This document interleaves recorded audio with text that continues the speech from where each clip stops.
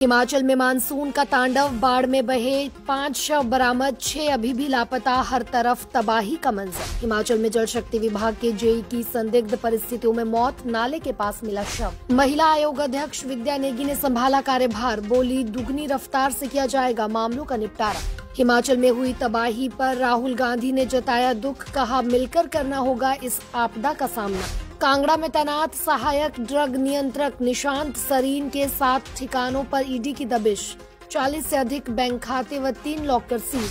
आषाढ़ मास के गुप्त नवरात्रि का हुआ आगाज, सज गए हिमाचल के शक्तिपीठ, दुल्हन की तरह सजा मां ज्वालामुखी का मंदिर।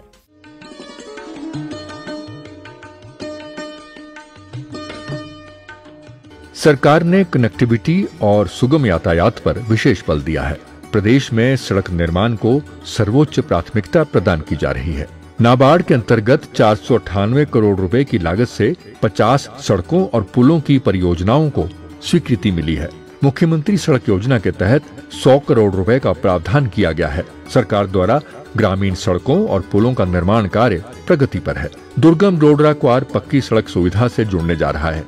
इसी तरह जिला कांगड़ा के दुर्गम क्षेत्र बड़ा भंगाल को भी सड़क से जोड़ा जाएगा। राज्य की भौगोलिक स्थिति को देखते हुए टनल निर्माण की संभावनाओं को तलाशा जा रहा है। नमस्कार, पंजाब केसरी देख रहे सभी दर्शकों का स्वागत है। मैं हूं दीक्षा शर्मा, लेकर हाजिर हूं प्रदेश की तमाम बड़ी खबरें। डालिए नजर हिमाचल पर।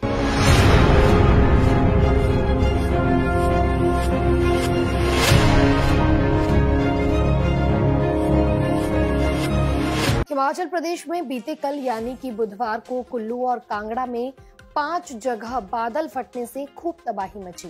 नदी नालों में बाढ़ आ गई और 10 से ज्यादा लोग लापता हो गए। इसके बाद रेस्क्यू ऑपरेशन चलाया गया और अभी तक धर्मशाला के खनियारा में 5 लोगों के शव बरामद किए जा चुके हैं।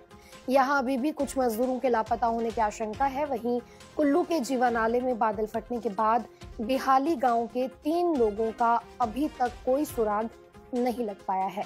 इनमें नंदलाल, उनकी 12 साल की बेटी मूर्ति देवी और उन्हीं की रिश्तेदार यानदासी शामिल हैं।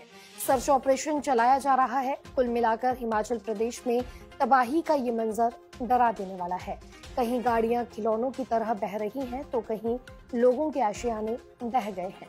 लोग डरे हुए हैं और सोच रहे हैं कि मानसून की शुरुआत में ही अगर ये हालात हैं तो आने वाले समय में और क्या क्या जख्म मिलेंगे। हिमाचल प्रदेश के चंबा जिले के तीसा क्षेत्र में उस समय सनसनी फैल गई जब जल शक्ति विभाग में कार्यरत जूनियर इंजीनियर का शव संदिग्ध परिस्थितियों में बरामद हुआ।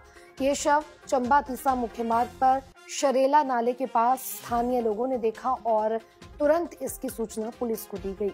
सूचना मिलते ही तीसा पुलिस थाना की टीम मौके पर पहुंची और घटना स्थल का निरीक्षण किया। मृतक की पहचान जल शक्ति विभाग तीसा में तैनात जेई नवीन कुमार के रूप में हुई है। शव जिस अवस्था में पाया गया उसने पूरे इलाके में रहस्य और शंका का माहौल पैदा कर दिया। वहीं परिजनों व स्थानीय लोगों ने पुलिस जांच पर सवाल उठाए हैं और चंबा तीसा मार्ग पर चक्का जाम कर दिया, जिससे यातायात भी बाधित हो गया। प्रदर्शनकारियों ने मांग की है कि मामले की निष्पक्ष और गहराई से जांच हो और दोषियों को जल्द से जल्द गिरफ्तार किया जाए।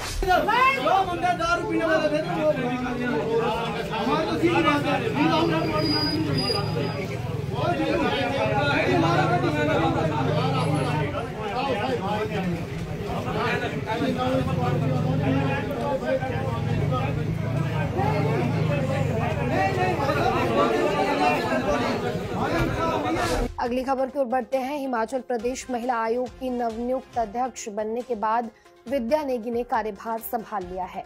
कार्यालय पहुंचने पर उनके समर्थकों ने फूल मालाओं से उनका स्वागत किया। काफी तादाद में लोग उन्हें बधाई देने पहुंचे। इस मौके पर उन्होंने मुख्यमंत्री का धन्यवाद किया और कहा कि अपनी जिम्मेदारी को वो बखूबी निभाएंगी। क्या बोली विद्या नेगी, सुनिए। सबसे पहले आप सभी प्रेस बंधुओं का मैं दिल से धन्यवाद करती हूँ और आपके माध्यम से माननीय मुख्यमंत्री श्री सुखविंदर सिंह सुक्खू जी का हार्दिक धन्यवाद करती हूँ कि उन्होंने मुझे एक इतनी बड़ी उपलब्धि या मैं कहेंगी इतनी बड़ी उपाधि से मुझे नवाजा, इतनी बड़ी जिम्मेदारी मुझे दी है। इसके लिए मैं माननीय मुख्यमंत्री का बहुत बड़ा धन्यवाद करना चाहती हूँ। और साथ में हमारे मनाली से विधायक हमारे भुवनेश्वर गौड़ जी, उनका भी मैं धन्यवाद करती हूँ, उनका भी बहुत सहयोग रहा है। और हिमाचल प्रदेश का जो हमारी सरकार है उसका भी हार्दिक धन्यवाद करना चाहती हूँ। और साथ में जो ये मेरी जिम्मेदारी है, इसके तहत आपका कहना है कि 2.5 साल पर मैं ये कहना चाहूँगी कि जो जिम्मेदारी मुझे मिली है 2.5 साल बाद ही सही, लेकिन मिली है। प्राथमिकता मेरी ये रहेगी जितनी भी शिकायतें अभी तक यहाँ पे हैं उनका निवारण करना, और साथ में महिलाओं के साथ जो एट्रोसिटी होती है जिसके लिए उनके काउंसलिंग की ज़रूरत होती है, काउंसलिंग पहले से भी चल रहे हैं काउंसलिंग सेंटर, उनको सुदृढ़ करना। और सबसे बड़ी बात, सोशल जस्टिस या इक्विटी, जेंडर इक्विटी की हम बात करते हैं, जो उसमें जस्टिस का कॉन्सेप्ट है उसको हिमाचल में सही तरीके से पेश करना, उसमें मैं अपनी इस जिम्मेदारी के माध्यम से भूमिका निभाऊंगी। और सबसे बड़ी बात जो मैं कहना चाहती हूँ वो ये है कि प्रैक्टिकली जब हम ग्राउंड पे काम करते हैं तो हम देखते हैं कि महिलाओं के साथ क्या स्थिति है, और महिलाओं की परिस्थिति को बेहतर करने के लिए, चाहे वो राजनीतिक है, चाहे वो सामाजिक है, चाहे वो आर्थिक है, क्या नीतिगत बदलाव होने चाहिए। जो आयोग का एक सिफारिश हम करते हैं उसके माध्यम से व्यवहारिक तौर पर ज़मीन पर जो हम समस्याएं देखेंगे उनको नीतिगत बदलाव तक लाने की पूरी कोशिश करेंगे। क्या आप 1500 के करीब शिकायतें हैं जो पेंडिंग है, लेकिन काउंसलिंग फिर भी कुछ हद तक करते रहे हैं हमारे ऑफिस के लोग।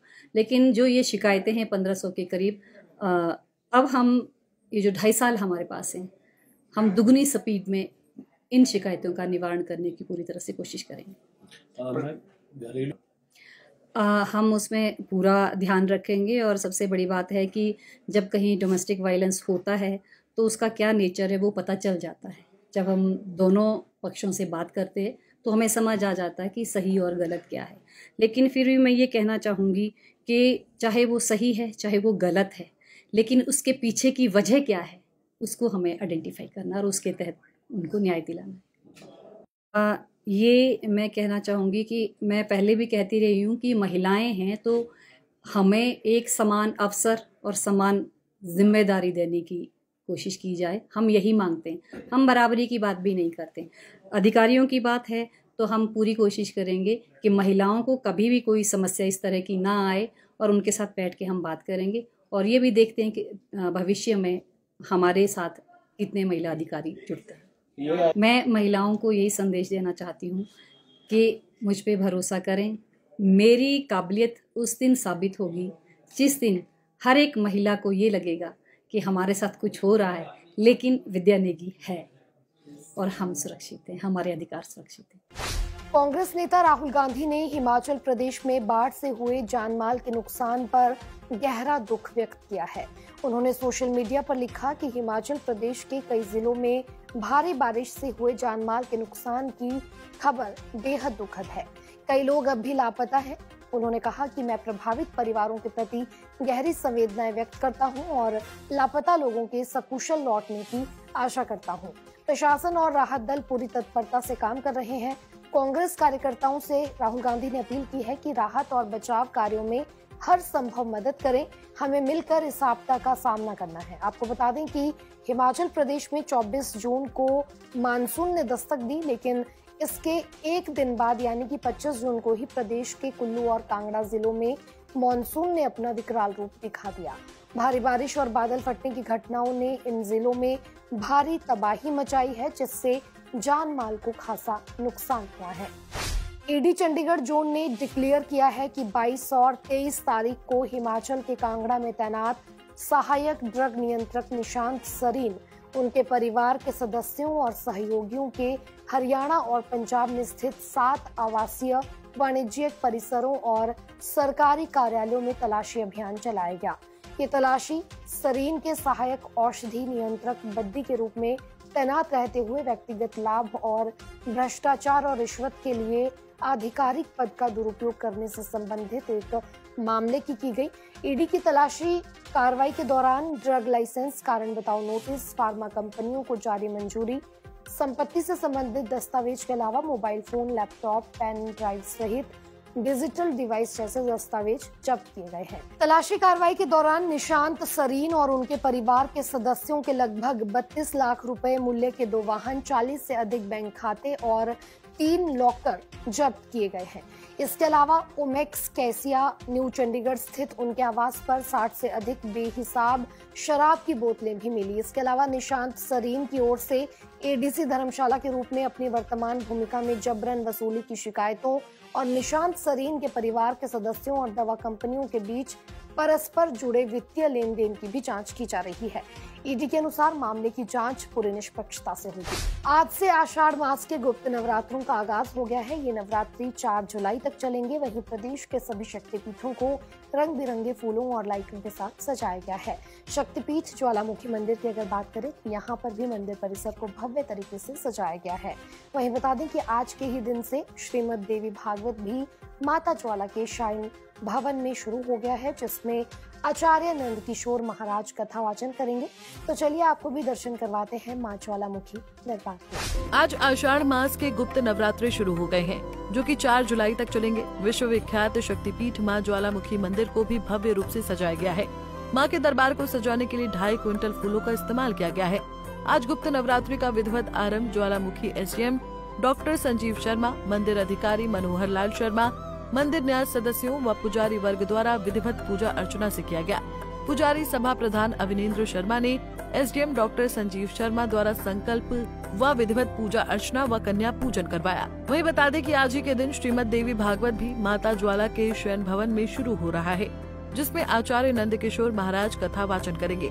वहीं आज पुजारी वर्ग और विद्वान पंडितों को माता के जप पाठ का विधिवत संकल्प भी दिलवाया गया। इस उपलक्ष्य पर पुजारी वर्ग विश्व कल्याण और विश्व शांति पूजा व पाठ लगातार 8 दिन तक करेंगे। गुप्त नवरात्रों के दौरान विश्व शांति व विश्व कल्याण के लिए मां ज्वाला के मूल मंत्र बटुक भैरव, गणपति, गायत्री व अन्य जप व पाठ किए जाएंगे। 4 जुलाई को पूर्ण आहुति डाली जाएगी और विशाल भंडारे का आयोजन होगा। मंदिर न्यास सदस्य व पुजारी महासभा प्रधान अविनेंद्र शर्मा ने बताया कि पुजारी वर्ग द्वारा प्राचीन परंपराओं को बरकरार रखा गया है। परंपरा के अनुसार गुप्त नवरात्रों में पूजा, जप व पाठ विश्व कल्याण, सुख शांति और समृद्धि के लिए किया जाएगा। पुजारी वर्ग व विद्वान पंडित जप, पाठ व अनुष्ठान करेंगे। उन्होंने बताया कि हिंदू धर्म में नवरात्र मां दुर्गा की साधना के लिए बेहद महत्वपूर्ण माने जाते हैं। आषाढ़ मास के शुक्ल पक्ष में पड़ने वाली नवरात्र को गुप्त नवरात्र कहा जाता है। वहीं एसडीएम ज्वालामुखी डॉक्टर संजीव शर्मा ने सभी प्रदेशवासियों को गुप्त नवरात्रों की शुभकामनाएं दी और पूरे विश्व के कल्याण, सुख शांति, समृद्धि की कामना की और बताया कि श्रद्धालुओं के लिए सभी प्रबंध किए गए हैं। बरसात को देखते हुए भी सभी इंतजाम किए गए हैं और लंगर, टेंट व पानी की व्यवस्था सुचारू की गई है। मैं सभी श्रद्धालुओं को, समस्त जनता को मां ज्वाला जी के दरबार में गुप्त नवरात्रों की शुभकामनाएं देता हूं और आशा करता हूं कि ये गुप्त नवरात्रे जो हैं मां माई की कृपा से सबके लिए शुभ होंगे, मंगलमय होंगे और उनके स्वस्थकारी होंगे।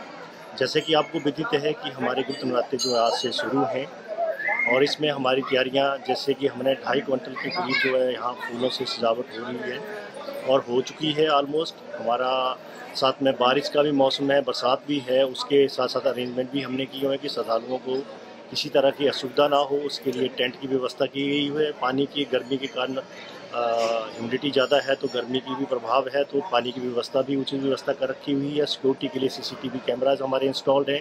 सिक्योरिटी के इसमें हमारे जो गुप्त नवरात्रे रहते हैं उतना ज़्यादा तादाद में यहाँ पे श्रद्धालु नहीं आते हैं, उसी हिसाब से हमने अरेंजमेंट कर रखे हुए हैं। लंगर की पर्याप्त व्यवस्था कर रखी हुई है और रही बरसात की, बरसात में कहीं पे लैंडस्लाइडिंग का उस तरह का भी हमने जो है फायर ब्रिगेड को अलर्ट पे रखा हुआ है। इस तरह की एसडीआरएफ से भी हमें तुरंत मदद मिल सकती है, तो हमने सारे प्रबंध जो है उचित कर रखे हुए हैं प्रशासन की तरफ से। सभी भक्तों के आषाढ़ मास गुप्त नवरात्रों की बहुत बहुत शुभकामनाएं। ये नवरात्रे विशेषकर ज्वाला जी से ज़्यादा ही सानिध्य रखते हैं, क्योंकि इन गुप्त नवरात्रों की अष्टमी के दिन माता जी का प्रकटोत्सव अर्थात जन्मोत्सव मनाया जाता है। इसलिए ये हमारे चारों नवरात्रों में विशेष नवरात्रे कहे गए हैं, जिसमें हमारे सभी पुजारीगण जो हैं वो 101 की संख्या में माता जी का मूल मंत्र का 1.25 लाख जाप, बटुक, गणपति, गायत्री के भी 1.25 लाख जाप जो है वो माता के निमित्त करते हैं और दुर्गा सप्तमी के इन पूरे 9 दिनों में 100 पाठ किए जाते हैं। अर्थात सतचंडी का जो यज्ञ है वो आज से शुरू होने जा रहा है, जिसमें माता जी के पूरा विधि विधान के साथ मंडल पूजन के साथ हमारे यहाँ के स्थानीय विधायक उसका पूजन करवाएंगे। और हम महामाई से ये प्रार्थना करते हैं कि महामाई पूरे विश्व का कल्याण करे और सभी भक्तों की अभिष्ट मनोकामनाओं की पूर्ति करे।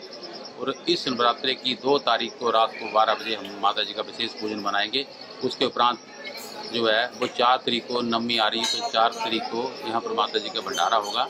और आज से जो माता जी की श्री देवी भागवत की कथा जो है शाम को 3 बजे से 6 बजे तक बैठेगी। उसमें सभी ज्वाला जी के निवासीगण और यात्रीगण आकर माता जी के देवी भागवत की देवी की कथाओं का रसपान करें और अपने आप को धन्य के भागी बनाएं। और ये कथा हर रोज सुबह 3 बजे से शाम के 6:30 बजे तक माता जी के सैये भवन में चलती है। उसके बाद यात्रियों को माता जी के प्रसाद का वितरण किया जाता है। मैं सभी भक्तों से यही अपेक्षा करूंगा कि वो इन नवरात्रों को विशेष लाभ ले, क्योंकि विशेष इन नवरात्रों में किया हुआ जप तप यज्ञ बहुत ही फलदायी होता है, इसलिए इनको गुप्त नवरात्रा कहा गया है। ओम जयंती मंगला काली भद्रकाली कृपारानी दुर्गा क्षमा सेवा धात्री स्वाहा सुधा नुसते। महामाई सभी मनोकामनाओं को पूर्ण करे। बोल ज्वाला माई की जय। ज्वालामुखी से पंजाब केसरी के लिए पंकज शर्मा की रिपोर्ट। आज के इस बुलेटिन में इतना ही। कल आपसे फिर मुलाकात करेंगे, तब तक बने रहिए पंजाब केसरी हिमाचल के साथ।